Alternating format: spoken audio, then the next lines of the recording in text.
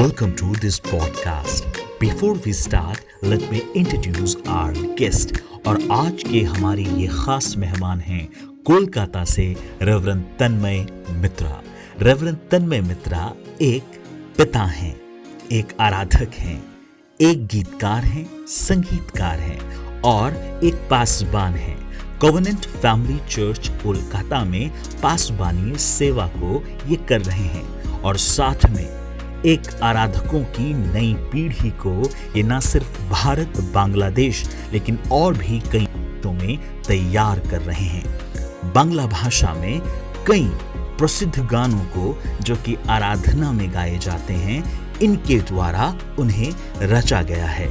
सो आज हमें मौका मिला कि उनके संग आराधना के विषय पर कुछ बातचीत कर सकें और मैं विश्वास करता हूं ये पॉडकास्ट आपके नॉलेज में जरूर से वैल्यू ऐड करेगा। Welcome pastor Tanmay. Before we start, इससे पहले हम लोग शुरू करें, मैं हमारे फैमिली के बारे में आपको बताना चाहता हूँ। ये वो लोग हैं जो खरा वचन सुनना पसंद करते हैं, ये वो लोग हैं जो सीखना चाहते हैं और ये वो लोग हैं जो परमेश्वर के वचन से सब कुछ मिलाकर देखते हैं। ये है Kingdom Media. So welcome to the family. Thank you pastor Baban, thank you हमको बुलाया, हमको इस लायक समझे कि हम आपके सामने कुछ बोल पाए। आशा करते हैं कि अच्छा ही समय जाएगा एक साथ। Yes yes. सो सबसे पहला सवाल, और मैं बड़े साधारण शब्दों में से पूछना चाहूंगा, क्योंकि बात जब भी हम वर्शिप की करते हैं या आराधना की करते हैं तो हमारे मन में वही पिक्चर क्रिएट होती है कि वो इंस्ट्रूमेंट लेके, गिटार लेके, कीबोर्ड लेके, लाइट साउंड के साथ वर्शिप की जा रही है। तो मैं, क्योंकि आप इन सबको देख चुके हैं, और क्या आराधना यही है या आराधना इससे भी बढ़कर है? नहीं, आराधना को आप सिर्फ म्यूजिक में लिमिट नहीं कर सकते हैं। म्यूजिकेर मध्य आराधना के बांधा जाए ना। हम लोग अगर इतिहास को देखें, आराधना का इतिहास को देखें, तो सृष्टि से अगर शुरू करें तो सृष्टि के समय क्या आराधना नहीं था? सवाल पे सवाल आता है। क्या एदन वाटिका में आराधना नहीं था? वहाँ पे क्या म्यूजिक इंस्ट्रूमेंट था? उसके बाद जब हम लोग টেবারনাকল, যেটা বাংলাতে সমাগম তাম্বু বলা হয়, ওই সময় যখন ওই এজে টেবারনাকল এজে যখন আসে, ওই সময় কি ইনস্ট্রুমেন্ট ছিল মন্দিরের ভেতরে, ওই টেবারনাকল তাম্বুর ভেতরে? তো যদি ইনস্ট্রুমেন্ট ছিল না তাহলে কি ওইখানে আরাধনা হতো না? এটা মানে প্রশ্নের পর প্রশ্ন আসছে এর পরিপ্রেক্ষিতে। তারপরে যদি আমরা টেবারনাকল এজটাকে পার করে মন্দিরের সময় আসি, টেম্পল এজে খুব ডিটেলসে প্রচুর ব্যাখ্যা রয়েছে যে ইনস্ট্রুমেন্ট প্লেয়াররা কারা, কোথায়, কি দাঁড়াবে, ঈশ্বর বলছে, কয়েক টিম কোথায় দাঁড়াবে, যারা গান লিড করবে তারা কোথায় দাঁড়াবে, কোন বংশ কি লিড করবে, ডিটেলস দেওয়া। তো হ্যাঁ, ইনস্ট্রুমেন্ট, মিউজিক, গান নিশ্চয়ই आराधना একটা অংশ, কিন্তু মিউজিক, গান या गाना या म्यूजिक सिर्फ आराधना नहीं है, उससे भी बहुत ज्यादा बड़ा है। आराधना मेरे हिसाब से एक हर दिन, हर समय हम लोग जो बिताते हैं वो एक लाइफस्टाइल, वही है परमेश्वर की आराधना करना। हम अपनों से कैसे बात कर रहे हैं, हम बुजुर्ग से कैसे बात कर रहे हैं, हम लोग दोस्त से कैसे बात कर रहे हैं, हम लोग अनजान आदमी से कैसे बात कर रहे हैं, हमारा एटीट्यूड क्या है, हमारा व्यवहार क्या है, हमारा उठना बैठना किस प्रकार से हो रहा है। सो ये लाइफस्टाइल भी परमेश्वर की आराधना करता है। এক্স্যাক্টলি। সো কি ওয়ার্শিপ একটা মোড নয়, এটা তো লাইফস্টাইল। রাইট। কারণ যদি তুমি বলবে কি okay now I have to do worship, আমাকে ওয়ার্শিপ মোডে আসতে হবে, তাহলে বাকি সময় তুমি কি করবে? সো আমার নেক্সট প্রশ্ন এটা থেকেই হচ্ছে কি, যখন আপনার কাছে, because you are a very good teacher as we know, so যখন আপনার কাছে আরাধনা শেখার জন্য যখন কেউ আসে, তো আরাধনার বিষয়ে সব থেকে প্রথমে তাদেরকে আপনার স্কুল ওয়ার্শিপ দ্বারা কি ক্লাসটা দেওয়া হয়, অথবা যখন কেউ আরাধনা প্রফেশনালি শিখতে চাইছে তখন আরাধনার বিষয়ে যে ডেফিনিশনটা দেওয়া হয় সেটা কিভাবে তুমি দাও?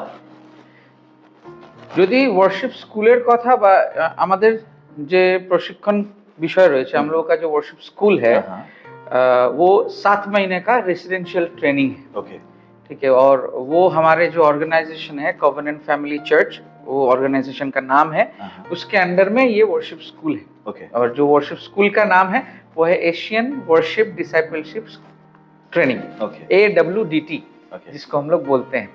सो इसमें हम लोग शुरू करते हैं जब स्टूडेंट्स लोग अलग अलग जगह से आते हैं। हमारे एल्डर्स ग्रुप हैं, लीडर्स हैं, हम अकेले उसको चलाते नहीं हैं। हमारे एल्डर्स ग्रुप हैं जो टीच करते हैं, हम भी उसमें एक one of the resource person, और म्यूजिक टीचर्स भी हैं। सो जब स्टूडेंट्स आते हैं, आने से ही उनका एक ओरिएंटेशन होता है कि क्या करना है क्या नहीं करना है, डूज एंड डोंट। सो उसके बाद हम लोग डेली बाइबल रीडिंग का एक स्केड्यूल देते हैं, ओके, 7 दिन का। और वो लोग एक्सपेक्ट करते हैं आने से कि हम लोग सिर्फ म्यूजिक सीखेंगे, गाना Yes. सीखेंगे, यही एक्सपेक्टेशन से आते हैं। एग्जैक्टली, और पास्टर्स भी वही पूछते हैं पहले, जो जितने भी लीडर्स और पास्टर्स भेजते हैं विश्वास करके।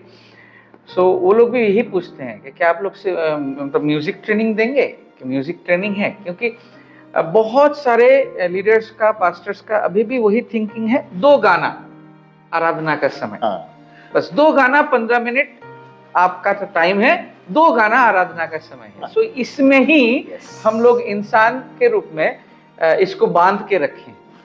लेकिन वो जो वचन, परमेश्वर का वचन जो आराधना के रूप में हमारे जीवन से बाहर निकलते हैं, Yes. वही है असली आराधना। वो गाना, म्यूजिक सेकेंडरी है, जरूर वो भी मायने रखते हैं। हम म्यूजिशियन हैं, उसको भी हम मतलब तुच्छ नहीं करेंगे, उसको इग्नोर नहीं करेंगे, लेकिन वो मेरे लिए फर्स्ट प्रायोरिटी नहीं है। मेरे लिए एक आराधनाकारी के जीवन के लिए, मैं भी एक आराधनाकारी हूँ, मेरे लिए वो आराधना परमेश्वर का वचन से शुरू होता है। अगर परमेश्वर का वचन उस आराधना में नहीं है तो वो आराधना नहीं है। एग्जैक्टली। सो हालांकि ये सवाल मैं सॉन्ग मेकिंग और song writing, worship song making and worship song writing के दौरान पूछना चाह रहा था, क्योंकि बात अब उस दिशा में जा रही है। तो मैं आपसे ये सवाल अब मैं पूछ रहा हूँ कि हम जब देखते हैं, क्योंकि there is a very thin line between worship and music, we are worshippers and we use music for our worship. तो सवाल ये है, आज की जो आराधना है ना, मैं जो देख पा रहा हूँ वो बहुत ज्यादा इमोशन बेस्ड हो जा रही है। जबकि जॉन चैप्टर 4 में जिस आराधकों को ढूंढने की बात प्रभु यीशु मसीह कर रहे हैं कि परमेश्वर आत्मा है और अवश्य है कि इसकी आराधना आत्मा सच्चाई से की जाए, तो आज की जो आराधना का दौर है, क्या आप इस बात को देख पा रहे हैं कि वो इमोशन बेस्ड में ज्यादा चली जा रही है, जबकि जाना उसको आत्मिक क्षेत्र में चाहिए? तो आप इसको किस तरीके से देखते हैं? आत्मा और सच्चाई से आराधना करें। सो आत्मा और सच्चाई को जानना बहुत जरूरी है, वो म्यूजिक से आप नहीं जान सकते। आत्मा और सच्चाई पर वचन में बहुत डिटेल्स में दिया गया है। इसको अगर बोलना शुरू करूंगा तो 3-4 घंटे का क्लास होगा, लेकिन I love to discuss about this. थोड़ा नहीं, 3-4 घंटा तो नहीं लेंगे, वैसा तो बिल्कुल नहीं करेंगे, लेकिन 4-5 मिनट में मैं समझाने का कोशिश करता हूँ। आत्मा और सच्चाई को जानना बहुत जरूरी है। और आत्मा क्या है और सच्चाई क्या है, या आत्मा कौन है, सच्चाई कौन है। अगर नया नियम में परमेश्वर का आत्मा को अगर यीशु मसीह ने रिवील किया है, तो वो एक सहायक के रूप में रिवील किया है। First appearance from Jesus Christ, वो बताएं कि मैं जा रहा हूं, मैं तुम्हें एक सहायक देके जा रहा हूं जो तुम्हें हर तरफ से वो सहायता करेगा। सो उस आत्मा को समझना बहुत बहुत जरूरी है, क्योंकि परमेश्वर आत्मा है, वचन कहता है। एग्जैक्टली। और वो आत्मा अगर हमारे अंदर में है तो स्वाधीनता भी हमारे साथ, फ्रीडम। क्योंकि वो परमेश्वर के वचन में एक ही चीज, मतलब एक कॉमन चीज है आत्मा और सच्चाई में। वचन कहता है कि तुम अगर जहां पे परमेश्वर का आत्मा है वहां पे स्वाधीनता है। और बाइबल ये भी कहता है तुम सच को जानोगे, सच्चाई तुम्हें स्वतंत्र करेगा। सो आत्मा और सच्चाई अगर है तो स्वतंत्रता है। तो और एक साइड से अगर देखा जाए, यीशु मसीह बोल रहे हैं कि हम स्वतंत्रता को तुम्हें देने के लिए आराधनाकारी बना रहे हैं। ये बहुत गहराई वाला बात है, क्योंकि ये सच्चाई और आत्मा यानी कि जो यीशु मसीह हैं, उनको अगर नहीं जानते हैं तो आप कभी भी आराधनाकारी नहीं बन सकते। नंबर 1। नंबर 2, इस वचन में यूहन्ना 4 अध्याय में आप जब वचन को बोले, वहां पे बोला जा रहा है कि आराधनाकारी को ढूंढ रहे हैं, आराधना को नहीं। वर्शिपर्स को ढूंढ रहे हैं, वर्शिप नहीं। He is looking for worshippers, not worship. आराधना, क्योंकि वर्शिप ऑलरेडी है उनके पास। वचन कहता है कि नॉन स्टॉप वर्शिप चलता जा रहा है, but he is looking for us. That is important, not worship. जो 2 बातें निकल कर आई हैं कि जब तक आप यीशु मसीह को नहीं जानेंगे तब तक आप उसकी आराधना नहीं कर पाएंगे। और उसी अध्याय में यीशु मसीह सामरी स्त्री से भी इस बात को कह रहे हैं कि तुम जिसे नहीं जानते उसकी आराधना कर रहे हो, यानी जिसकी आराधना कर रहे हो उसे जानो तो सही। सो अब मेरा सवाल भी अब इसी से है, आज जो वर्शिपर्स हैं, मैं जो एक बात देख पाता हूं कि वो यीशु मसीह, और यीशु मसीह को जानने के लिए जो सबसे बढ़िया माध्यम है उसका वचन। तो आज जो देख पा रहे हैं एक बात को कि वर्ड बेस्ड वर्शिप सॉन्ग से ज्यादा इमोशन बेस्ड वर्शिप सॉन्ग आ रहे हैं। तो कितना जरूरी है एक आराधक के जीवन में परमेश्वर के वचन की गहराई को जानना। It is not about my emotion और our emotion, it's about God. Number 1 कि ये मेरा इमोशन नहीं, लेकिन ये परमेश्वर के बारे में। आराधना हम लोग परमेश्वर, इमोशन जरूरी है, ऐसा नहीं कि इमोशन खराब है। इमोशन, हर इंसान का एक अलग लेवल का इमोशंस रहते हैं, एंड दैट इज गुड। गाना लिखने के लिए मेरे बारे में ना हो, परमेश्वर के बारे में हो। हाँ, परमेश्वर मेरे जीवन में क्या किया, इसको लिख सकते हैं, इसको बोल सकते हैं, लेकिन वो यीशु मसीह केंद्रित होना बहुत जरूरी है। वो मूल विषय होना जरूरी है। मूल गाना का, वर्शिप सॉन्ग्स का normal, there is no secular music, church music. Music is simple music, words matter करते हैं, और उस वही वर्ड से ही लेकिन पूरा दुनिया का, विश्व ब्रह्मांड का सृष्टि हुआ है। हम अगर इंस्ट्रूमेंट, कोई भी इंस्ट्रूमेंट बजा सकते हैं, वो म्यूजिक रहेगा, विदाउट वर्ड्स, सिंपल म्यूजिक। कोई भी उसे जज नहीं कर सकता है कि ये जगत का है, ये स्वर्ग का है। तो स्वर्ग का म्यूजिक क्या है, जगत का म्यूजिक क्या है?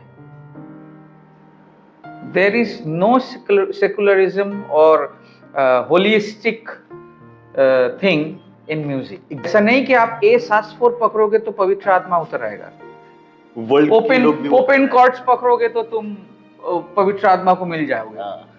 नहीं, ऐसा, ये अगर सोच है आपका तो वो आप गलत जगह में है।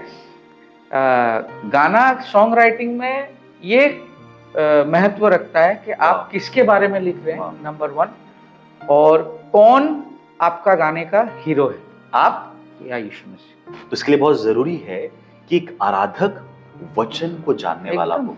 যতক্ষণ তুমি প্রভুর বাক্যকে জানবে না, তুমি তার গুণগান কি করে করবে? সো নেক্সট প্রশ্ন তন্ময়দা তোমাকে জিজ্ঞেস করতে চাই, কারণ আমাদের ওয়ার্শিপার্স, আরাধকরা শুধুমাত্র এই মিউজিক নিয়েই বেশি সময় পড়ে থাকে, কিন্তু একটা আরাধকের জীবনে বাক্যকে জানা কত ইম্পর্টেন্ট। দেখো, মিউজিক খারাপ না, যদি আমার মিউজিকের প্রতি একটা টান আছে বা ইন্টারেস্টেড, আমার ওটা শেখা প্রয়োজন। এক্স্যাক্টলি, আমি তারপরে বাক্যতে আসছি। মিউজিক শেখা খারাপ না, বা এটা নয় যে তন্ময়দা গিটার বাজাচ্ছে আমিও বাজাবো, এইটা না হোক, বাট আমি বাজাতে চাই, আমাকে ঈশ্বর ইনস্ট্রুমেন্টের জন্য কল করেছে। It's first thing is calling. If you have calling, if you, আপনার কাছে যদি আহ্বান আছে, ঈশ্বরের দর্শন আছে মিউজিক নিয়ে রিলেটেড, আপনি ওটাকে নিয়ে চর্চা করুন। এটা নয় যে 4টে কর্ড বাজিয়ে নিলাম, আমি মিউজিশিয়ানস হয়ে গেলাম। আমি যদি জানলামই না যে সি এর রুট কর্ড কি, ডি এর রুট কর্ড কি, তাহলে তুমি ফেলিওর, তাই না? যদি আমি ট্রায়াড না জানলাম, নন ডায়াটনিক, ডায়াটনিক না জানলাম, আমি যদি কলিং আছে, আহ্বান আছে, I have two polish my self. এবারে বাক্য, আমি মিউজিশিয়ানস হই বা না হই, এক বিশ্বাসী হিসাবে আমার বাক্যই হচ্ছে আমার ফাউন্ডেশন। ঈশ্বরের বাক্যই হচ্ছে, বাইবেলের বাক্য, ঈশ্বরের বাক্যই হচ্ছে আমার ফাউন্ডেশন।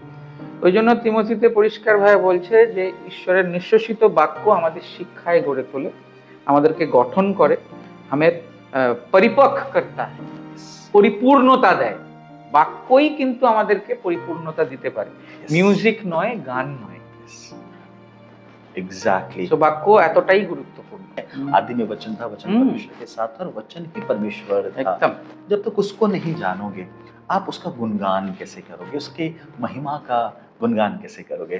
सो तन्मयदा, अब थोड़ा सा मैं एक अलग ट्रैक की ओर ले जाना चाह रहा हूँ। वो चर्च में वर्शिप को लेकर है, क्योंकि जब जवान लोग, यूथ लोग चर्च में आते हैं और वर्शिप टीम को वर्शिप पे स्टेज पे वर्शिप करते देखते हैं, तो कहीं ना कहीं उनके मन में भी आता है कि हम भी करेंगे, আমরাও করব, আমরাও শিখবো।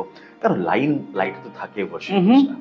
सो क्या आराधना स्टेज के ऊपर से ही होती है या स्टेज के नीचे से भी हम आराधक हो सकते इसका जवाब में लाइफस्टाइल है हैं? जी। वो आप घर में बिस्तर से शुरू करके, आपका घर का किचन से शुरू करके, टॉयलेट से शुरू करके, आप रास्ते में जो चल रहे हैं, बाजार करते हैं, वो सारे चीजें आराधना के साथ रिलेटेड हैं।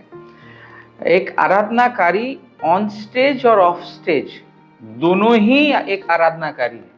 वो स्टेज में चढ़ के आराधनाकारी हुआ, स्टेज से उतर के कोई दूसरा हुआ, तो वो उसको क्या बोला जाता है, वो दैट इज फॉल्स, वो नकली वाला, वो लाइक फ्रेम पाने के लिए वो चीज करते हैं। और इसलिए मैं बोला कि कोई कर रहा है इसलिए मुझे करना है, या परमेश्वर का बुलाहट मुझ में है इसलिए मुझे करना है, इसको समझना बहुत जरूरी है।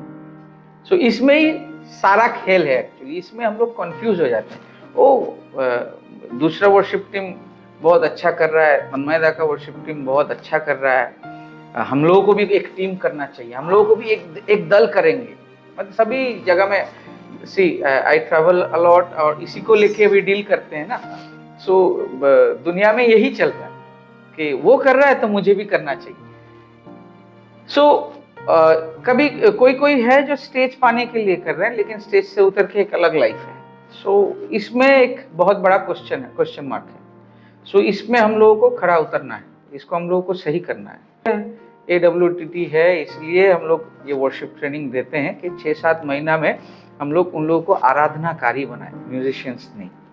तो जो वर्शिप लीडर्स हैं, जो स्टेज से वर्शिप लीड करते हैं, अगर उनको अगर आपको कुछ मैसेज देना हो कि किन बातों का ध्यान रखें, अभी के समय के हिसाब से किन बातों को उनको अवॉइड करना चाहिए, अगर आज हमारे वर्शिप लीडर्स लोग भी देख रहे हैं, तो क्या मैसेज उनको देना चाहेंगे, क्या संदेश देना चाहेंगे?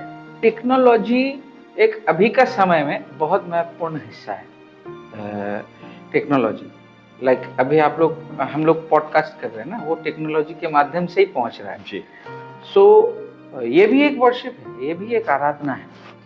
सो जो भी वर्शिप लीडर हैं या वर्शिपर्स हैं, उनके लिए सजेशन यही है कि अगर आपके पास बुलाहट है, अगर परमेश्वर ने आपको बुलाया उस काम के लिए, तो आपको पॉलिश, आपको अपग्रेड, आपको नॉलेज को लेना पड़ेगा।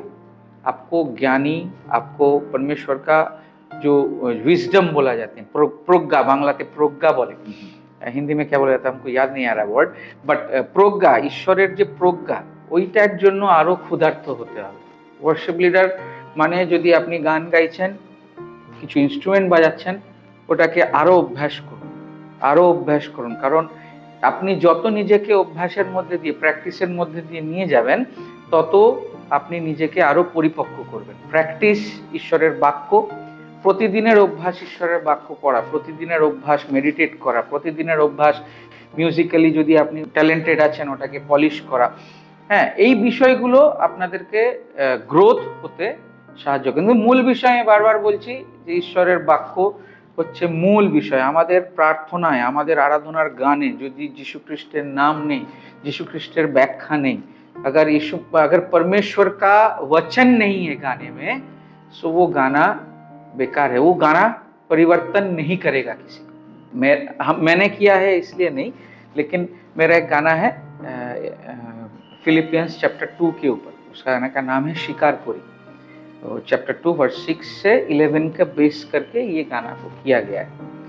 सो ये गाना से बहुत सारा गवाही मेरे पास आया है कि वो कष्ट के समय में, अभाव के समय में लोग जब इसे सुनते हैं तो कहीं ना कहीं एनकरेज होते हैं। सो ये मैं जितना टेस्टिमनी आते हैं, मैं परमेश्वर का धन्यवाद देना चाहता हूँ, अभी भी देता हूँ, क्योंकि वो गाना परमेश्वर का वचन है, वो मैंने नहीं किया, वो परमेश्वर का वचन है जो काम कर रहा है।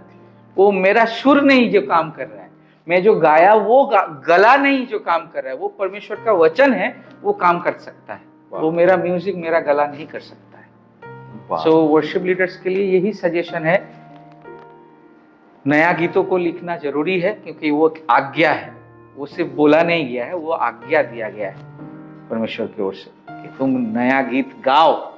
सो इसलिए नया गीत बनाओ, वचन वर्ड्स के लिए आपको ढूंढना नहीं पड़ेगा। बहुत कोई लेखक होता है ना, क्या लिखे, भारी भरकम, हाँ भारी भरकम शब्द, वो वचन खोलो, भारी भरकम शब्द आपके सामने। मैं अक्सर एक बात कहता हूँ कलीसिया में कि सजगता और सावधानी है बुद्धिमान मनुष्य की निशानी। तो इसी सावधानी के विषय में बात करेंगे, और आराधकों को आज के समय में किन किन बातों से सावधान रहना चाहिए। वो तो शुरू से ही सावधान के बारे में परमेश्वर क्या बोला जाता है उसको, वार्निंग, आगाह किया गया था कि उस फल को मत खाना। প্রলোভন, বাংলাতে প্রলোভন বলে, প্রলোভনের থেকে দূরে থাকাটা অনেক জরুরি আছে। কারণ ওই এদেন উদ্যানেও প্রলোভনটাই এসেছিল, এবং এখনো আমাদের জীবনে, প্রত্যেকটা বিশ্বাসীর জীবনে প্রলোভনটাই কিন্তু একটা কি মূল চাবি শয়তানের জন্য, যেটা ব্যবহার করে যাচ্ছে এখনো। তো সমস্ত প্রকারের প্রলোভন থেকে আমরা যেন বাঁচি। স্টেজ খারাপ না, লাইটস খারাপ না, ক্যামেরা খারাপ না, কিন্তু সমস্ত বিষয় যেন ঈশ্বরকে মহিমা দেয়। আমার মহিমা না হোক, ঈশ্বরের মহিমা হোক। वाह, दैट्स इट। मतलब कुल मिलाकर बात ये है, आप कुछ भी कर रहे हैं, अंदर क्या है, उसका उद्देश्य क्या है, एकदम। क्या मैं वो प्रभु की महिमा के लिए कर रहा हूँ या उसके पीछे कुछ हिडन बातें हैं, क्योंकि परमेश्वर तो दिलों को देखता है। मैं चाहता हूँ कि जरूर से आप हमारे ऑडियंस को बताएं कि वो जो भी आराधना सीख रहे हैं या सीखना चाहते हैं, हालांकि हल्का सा आपने टच किया था अपने स्कूल ऑफ वर्शिप के बारे में, तो अगर स्कूल ऑफ वर्शिप के बारे में कैसे आपसे कांटेक्ट कर सकते हैं, कैसे स्कूल ऑफ वर्शिप का हिस्सा हो सकते हैं। जरूर, उसको बताने से पहले जो चीज मेरा दिमाग में आया उसको मैं एक बार बोल देता हूँ, 2 मिनट, उसके बाद पूछता हूँ आपके सवाल में। देखिए, प्रशंसा परमेश्वर का भी होना चाहिए और हमारा भी होना चाहिए। ऐसा नहीं कि प्रशंसा और आराधना में यही डिफरेंस है। प्रशंसा इंसान का भी होता है, अरे पास्टर बाबू ने आपने बहुत अच्छा वचन दिया, thank you, glory to God. हाँ, थैंक यू आप बोले जरूर, लेकिन महिमा परमेश्वर पाए। एग्जैक्टली, यही चीज जो मैं मिस कर गया उसको कंप्लीट किया। तो यही चीज होना चाहिए। प्रशंसा आपका होगा जरूर, लोग आके बोलेंगे बहुत अच्छा किए आप, लेकिन उसमें आप घमंड ना करें, घमंड से दूर रहिए, क्योंकि वो आपने नहीं किया, वो परमेश्वर जो है वो आपको देके करवाया। So no self credit. So ये एक मतलब सजेशंस हैं वर्शिप लीडर्स के लिए।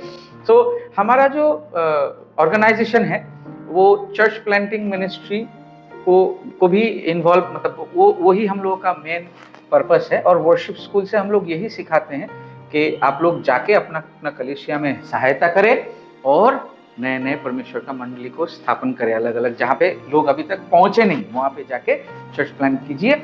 सो हम लोग का जो ऑर्गेनाइजेशन का नाम है कॉवेनेंट फैमिली चर्च, और हम लोग हर साल अप्रैल मई में स्टार्ट करते हैं ये ट्रेनिंग, और नवंबर एंड में हम लोगों का ग्रेजुएशन होता है। अभी ये महीना का भी 23 नवंबर को हम लोगों का ग्रेजुएशन है।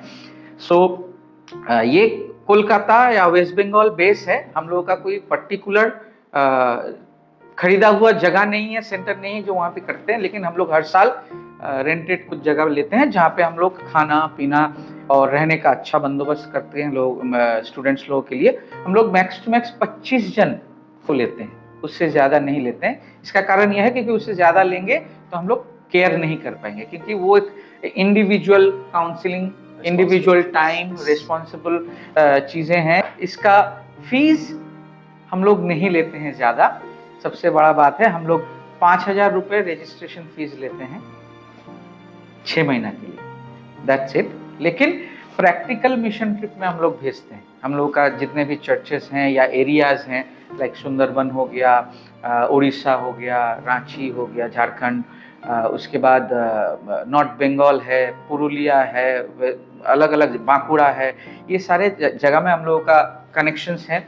तो हम लोग प्रैक्टिकल मिशन वर्क के लिए हम लोग भेजते हैं लोगों को। और हमारे जो लीडर हैं रेवरेंड राजीव आरोहन, हम लोग हमारे जो एल्डर्स हैं रेवरेंड संदीप हालदार, रेवरेंड दुर्योधन नायक, ये सारे लोग, और हम भी हैं उसमें से उस दल में। सो हम लोग मिलके ये सारे मिनिस्ट्री को डिवाइड कर देते हैं, ग्रुप वाइज हम लोग मिशन ट्रिप के लिए भेजते हैं।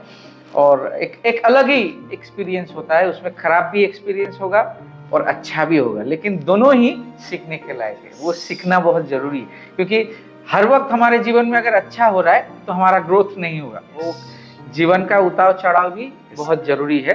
सो आप लोग मिनिस्ट्री को सीखने के लिए यहाँ पे आएंगे, आराधना को सीखने। हम लोग म्यूजिक भी सिखाते हैं, विद स्टाफ नोटेशन सिखाते हैं। उसमें कीबोर्ड होता है, गिटार होता है, वोकल्स होता है, ड्रम्स होता है। फिर टीम बिल्डिंग का क्लास हम लोग लेते हैं, सॉन्ग राइटिंग का क्लास हम लोग लेते हैं। सो बहुत पूरा एक फुल पैकेज है वो ट्रेनिंग। बाइबल थियोलॉजी के बारे में भी सिखाते हैं, किंगडम ऑफ गॉड के बारे में सिखाते हैं, एस्केटोलॉजी के बारे में सिखाते हैं, चर्च हिस्ट्री के बारे में सिखाते हैं, साम्स के बारे में सिखाते हैं। बहुत सारे क्लासेस हैं।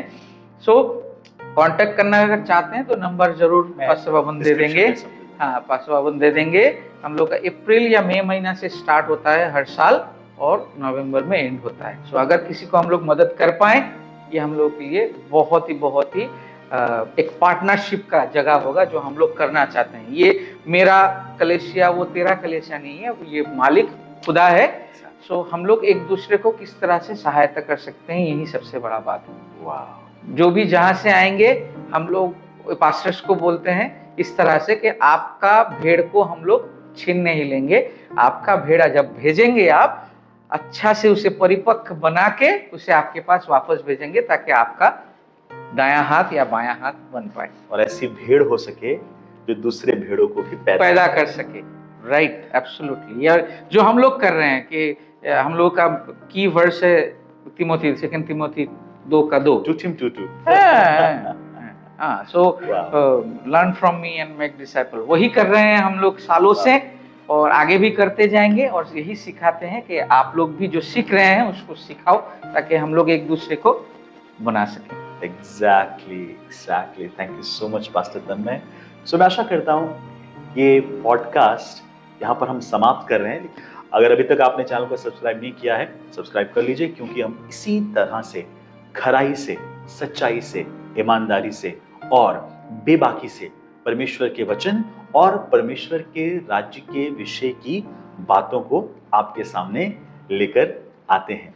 परमेश्वर आप सबको आशीष दे। May the Lord bless you. Thank you. Thank you, Pastor. God bless you.